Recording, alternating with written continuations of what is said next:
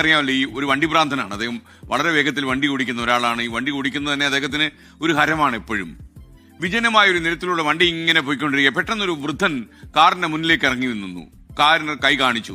വാഹനം വൃദ്ധനെ ഇടിക്കാതിരിക്കാൻ കഷ്ടിച്ച് മമ്മൂക്ക അത് മാനേജ് ചെയ്ത് വെട്ടിച്ച് നിർത്തി. ദേഷ്യപ്പെട്ട് മമ്മൂക്ക വാഹനത്തിൽ നിന്ന് പുറത്തിറങ്ങി. വൃദ്ധന് സമീപത്ത് അദ്ദേഹം കണ്ടത് പ്രസവവേദന അനുഭവിക്കുന്ന ഒരു യുവതിയാണ്. അവൾ തന്റെ പേരക്കുട്ടിയാണെന്നും ആശുപത്രിയിൽ എത്തിക്കാൻ സഹായിക്കണമെന്നും വൃദ്ധൻ മമ്മൂട്ടിയോട് ആവശ്യപ്പെട്ടു. മമ്മൂട്ടി അദ്ദേഹത്തിന് മനസ്സിലായിട്ടില്ല. മമ്മൂട്ടിയുടെ ദേഷ്യമൊക്കെ അലിഞ്ഞ് ഇല്ലാതായി. അവരെയും കയറ്റി അദ്ദേഹം ആശുപത്രിയിലെ കാറ് പറപ്പിച്ചു വിട്ടു. മഞ്ചേരി സർക്കാർ ആശുപത്രിയിൽ സമയത്ത് ഈ ഗർഭിണി എത്തിക്കാനും കഴിഞ്ഞു. വണ്ടി തിരിക്കുന്നതിനിടെ വൃദ്ധൻ മമ്മൂട്ടിയുടെ അടുത്തേക്ക് എത്തി പേര് ചോദിച്ചു. മമ്മൂട്ടി എന്ന പേര് പറഞ്ഞിട്ടും പണ്ടെവിടെയോ കണ്ട് പരിചയമുള്ള മുഖമാണെന്ന പോലെ അയാൾ ഒന്ന് ചിരിച്ചതുപോലും. അയാൾക്ക് ഈ മമ്മൂട്ടി ആരാണെന്ന് മനസ്സിലായിട്ടുമില്ല. വൃദ്ധൻ മുണ്ടിന്റെ കോന്തലിൽ നിന്ന് ചൊക്കി ചുളിഞ്ഞൊരു 2 രൂപ നോട്ടെടുത്ത് മമ്മൂട്ടി കൊടുത്തു. ഒരുപക്ഷെ രണ്ടുപേരുടെ ബസ് കൂലിയായിരിക്കും ഈ 2 രൂപ എന്നാണ് മമ്മൂട്ടിക്ക് മനസ്സിലായത്. മമ്മൂട്ടി ആദരപൂർവ്വം ആ 2 രൂപ സ്വീകരിച്ചു.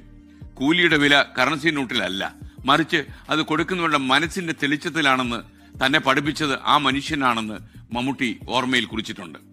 മനസ്സറിഞ്ഞു കൊടുക്കുന്നത് എന്തെങ്കിലും ആകട്ടെ വിലമതിക്കാനാകാത്താണെന്ന് മമ്മൂട്ടി നമ്മെ ഓർമ്മിപ്പിക്കുന്നു. താങ്ക്സ് മമ്മൂട്ടി, ഈ നല്ല ഓർമ്മയ്ക്ക്.